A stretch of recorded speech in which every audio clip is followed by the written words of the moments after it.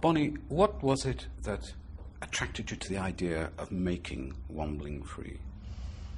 Well, to make Wombling free, I went down to Pinewood Studios and I met the director.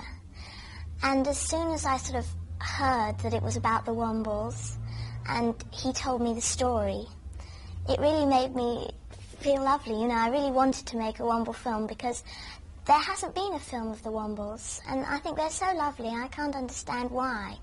But it was such a nice story, and it really is a basic storyline. It's not just scenes and little snippets of the Wombles' adventures. It's a definite story all about them, which makes it more interesting for children, which I think what it's all about. So... Would you go to a close-up, please? And tell me, how do you get involved with them in the film? Well, in the film, the Wombles... sorry, can you start again and just say in the film?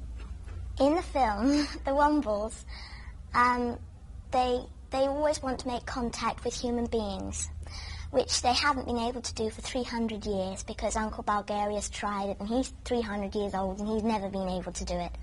But Bungo, he's determined to be the first Womble to ever speak to a human being. And he goes out and he tries to talk to a dog and to a horse and to a postman, and they just never see him. But then I come along and I'm eating a Mars bar and I throw away the wrapper on the floor. And he says, "Oi, pick it up." And I hear him. And it's all about him making contact. And Uncle Bulgaria can't believe it. And then he comes to tea. Bungo does.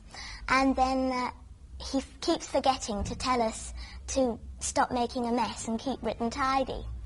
So he has to keep coming back and finding us and talking to us until finally we say, "Why don't we bring Uncle Bulgaria for his birthday party?" So all the Wombles come for a birthday party. So it's lovely.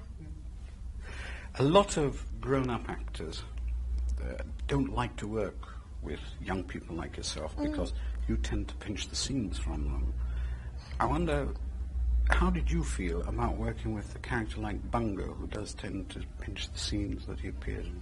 Well, working with a Womble, especially Bungo, it was lovely because it was just like a little animal that you could sort of pet all the time.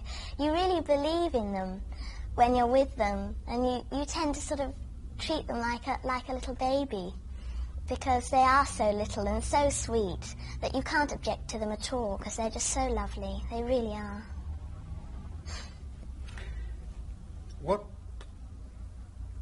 What is your idea of what you want to be when your career has finally blossomed? I mean, you've got a big West End show to your credit, Gone with the Wind.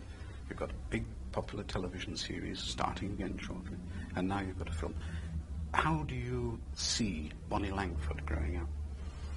Well, I would love to do musicals when I'm older, because musical films too, because I love doing films. They're so nice to do, and there are always lots of people involved, and it's just a fantasy land, really. It's what you really dream of.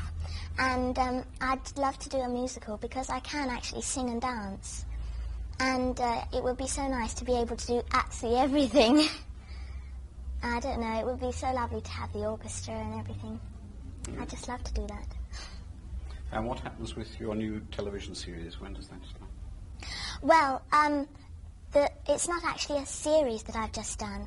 I've just done a special called Lena and Bonnie with Lena Zavaroni.